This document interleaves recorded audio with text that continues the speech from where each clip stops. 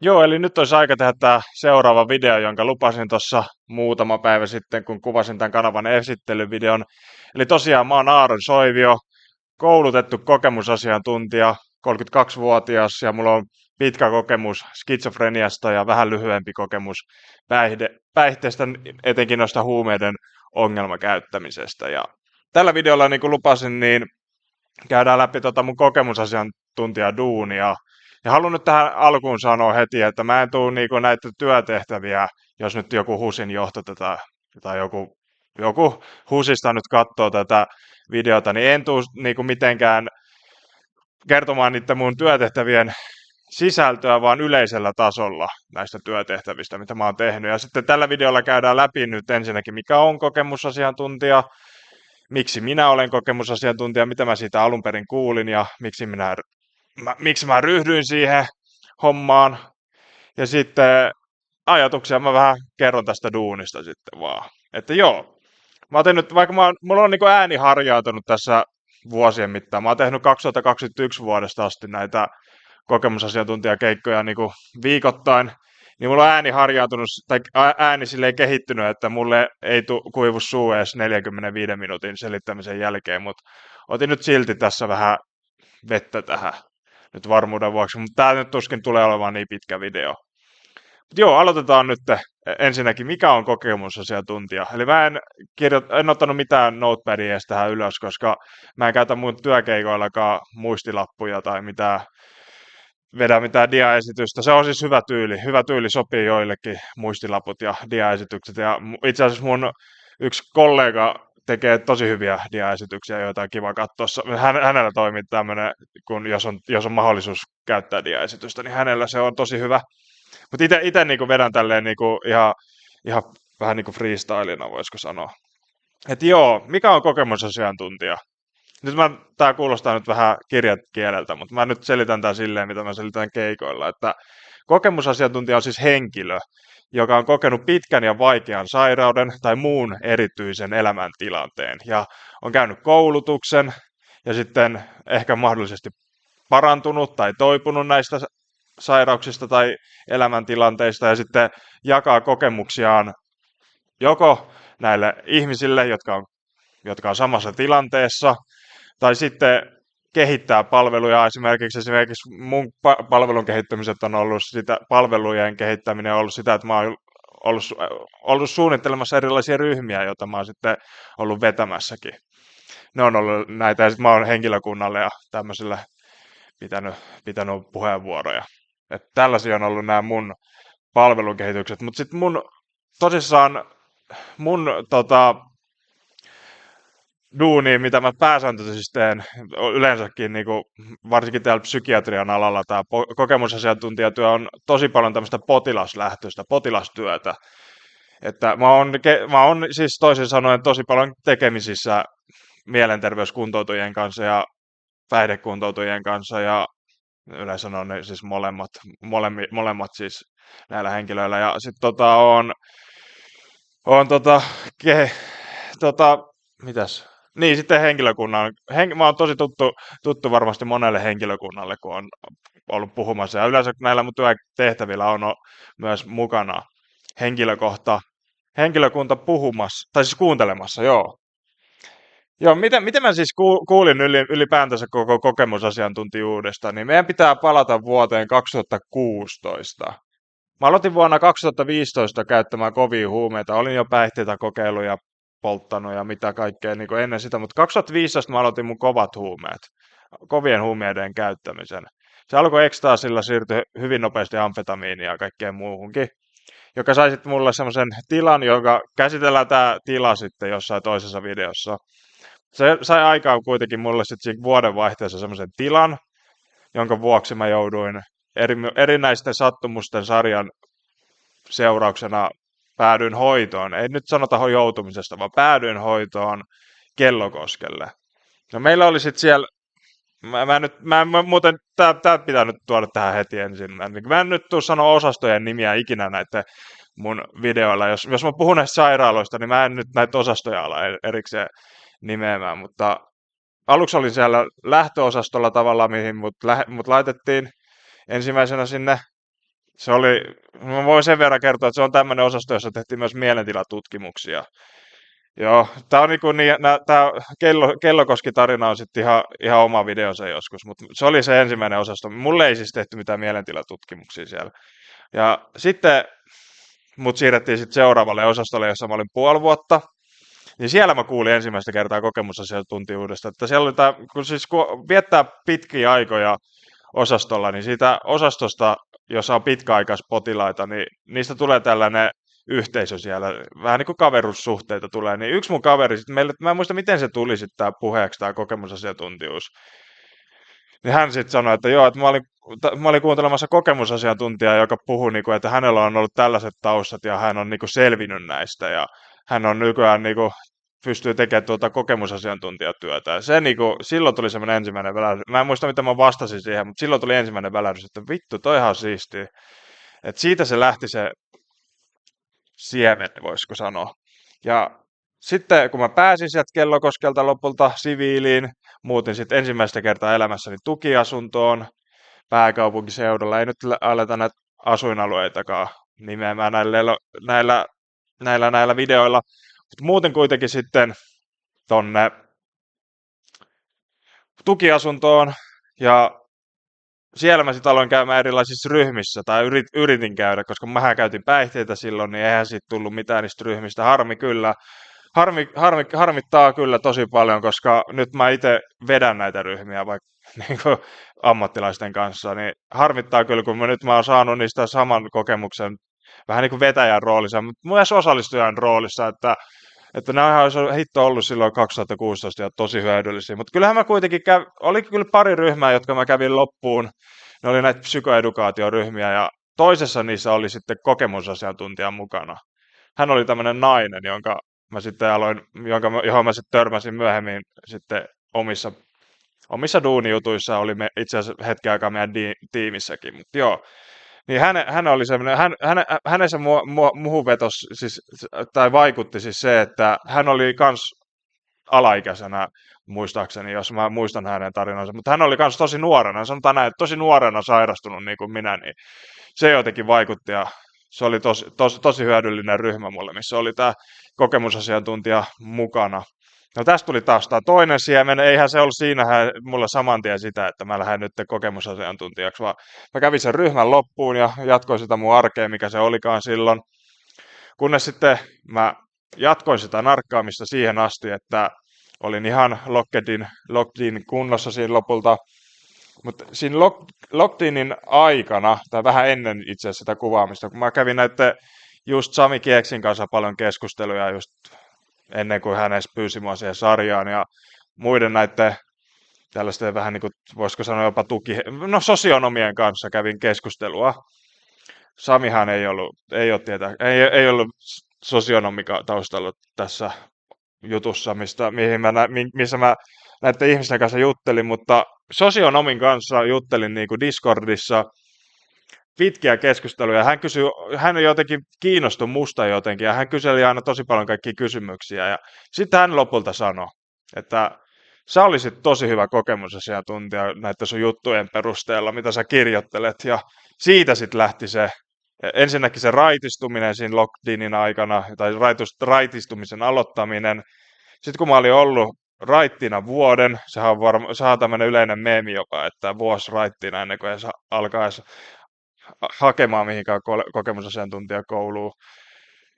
Ja sitten siinä oli tämä mun viimeisin psykoosi, sitä me mietittiin, kun mä menin, no okei, kerrotaan nyt ensin, miten mä hakeuduin tähän, niin kun mä aloin nyt sitten tässä kohtaa elämää jo työstämään itseäni, niin mulla oli psykologin käyntejä, tämmöistä psykologin työskentelyä, voidaan sitä ehkä avata joskus myöhemmin, mihin se liittyy se psykologin työskentely, mutta se on ihan tämmöinen, ei ollut terapia, vaan tämmöinen 8 viikon työskentelyjakso, niin kun siinä vähän puhuttiin tämmöisistä tavoitteista ja homie, sieltä tuli homie. Joo, mä mietinkin, että milloin tää tulikin jo tokassa videossa nämä Ilmari-tilanteet. Hän on siis Ilmari, mutta valitettavasti nyt ei ole kissakamera-aika. Niin niin, ja sori tosta. Mutta siis niin, mihin mä nyt jäin? Niin, mä aloin työstämään itteeni ja oli tämä psykologin aika. Mä voin joskus ehkä kertoa tästä, mutta tällainen aika perusjuttu tuolla avopuolella, että ollaan psykologien kanssa paljon tekemisissä tuolla avohoidossa, niin tällainen työskentelyjakso oli, jota me oltiin mietitty jonkin aikaa ja nyt se saatiin aloitettua, niin siellä kun käytiin näitä tavoitteita läpi, niin mä sanoin heti, että mä haluan kokemusasiantuntijaksi, että no, mä en näe nyt yhtään mitään muuta tässä kuin kokemusasiantuntijaksi.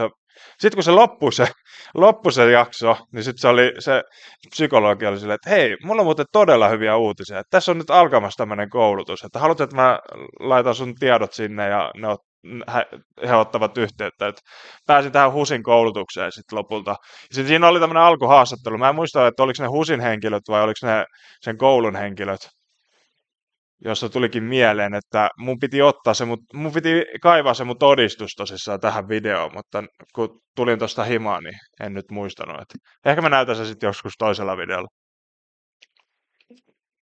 Mulla on niin kaoottiset nuo kaikki paperit, että se olisi pitänyt etsiä se todistus, mutta se on varmasti täällä mun himassa, ellei se sitten ole tuolla mutsin luona, missä on mun kaikki muutkin todistukset ja työtodistukset sun muut.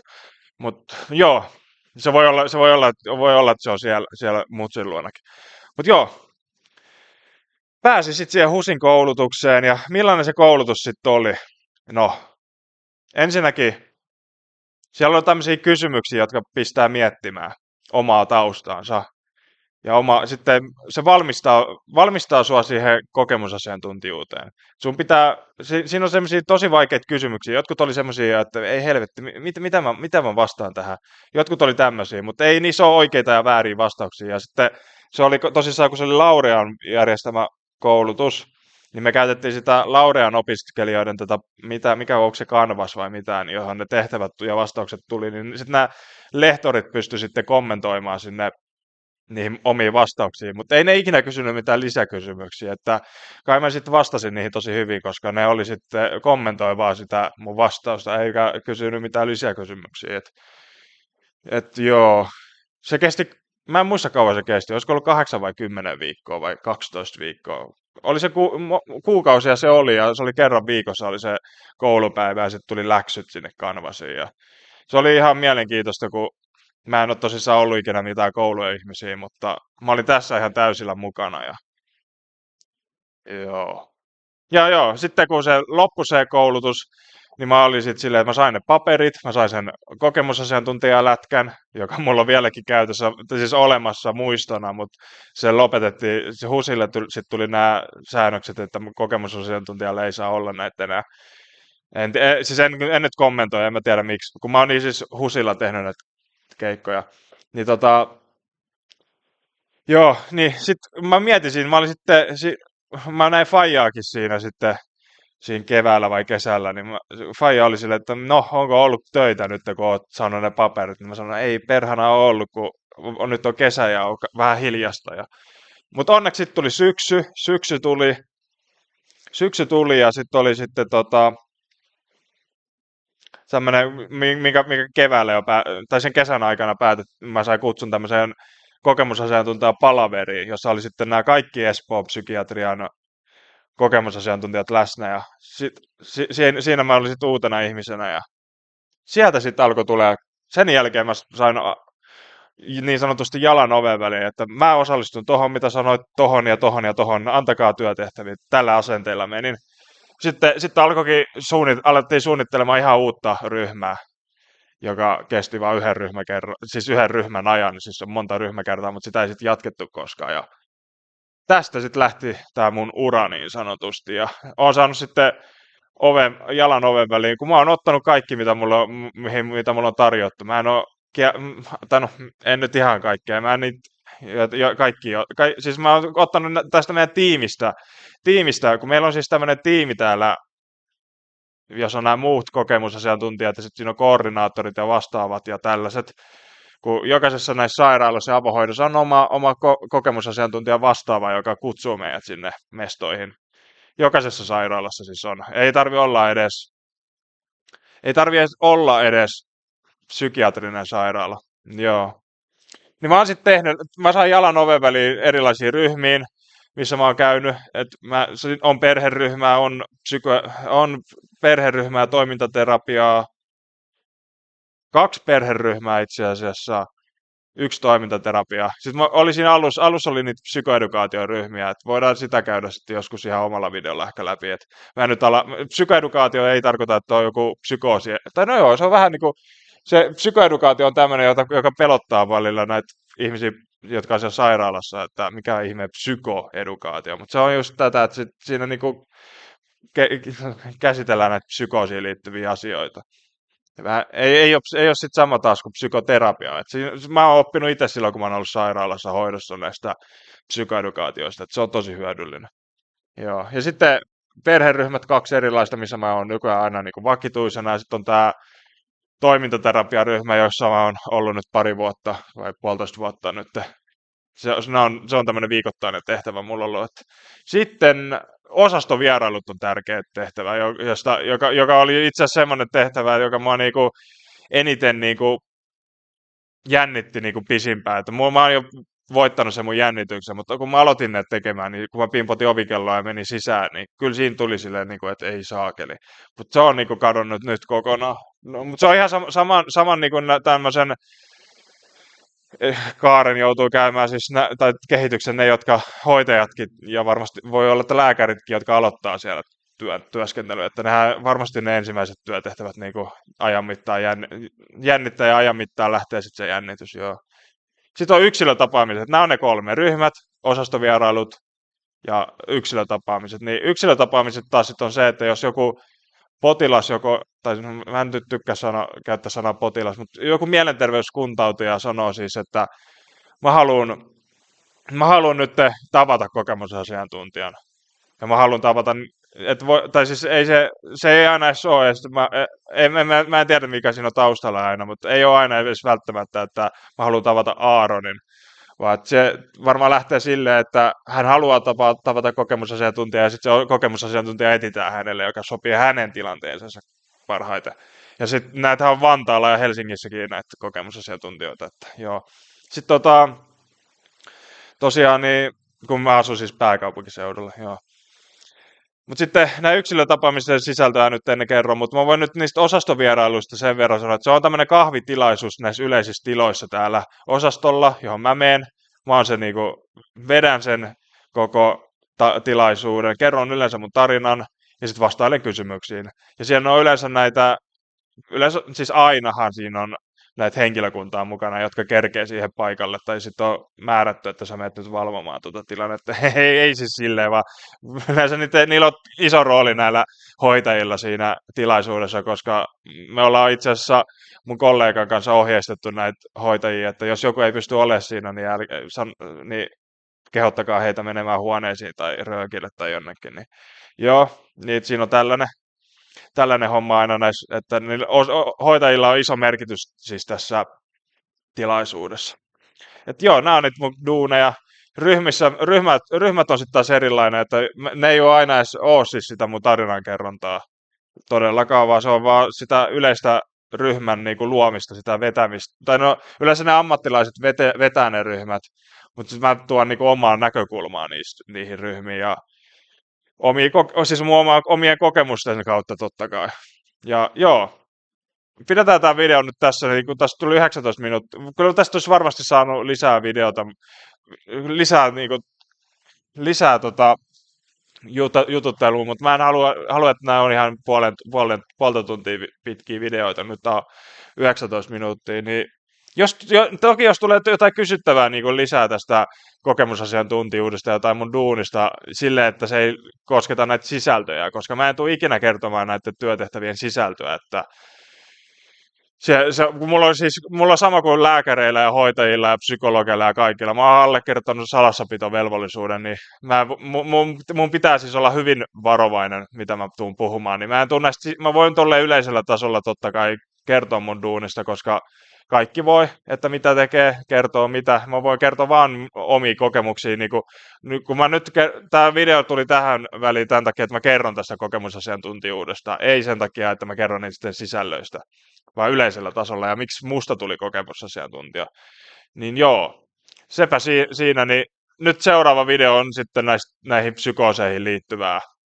Että mä oon jo päättänyt itse asiassa, että seuraavat tulee olemaan noin mun alaikäisenä koetut psykoosit. Niitä on 2 kappaletta. Vuosi, niissä oli, alle vuosi taisi olla niinku eroa niissä. Niin. Joo, siitä lähdetään sitten ensi videossa, niin nähdään siinä.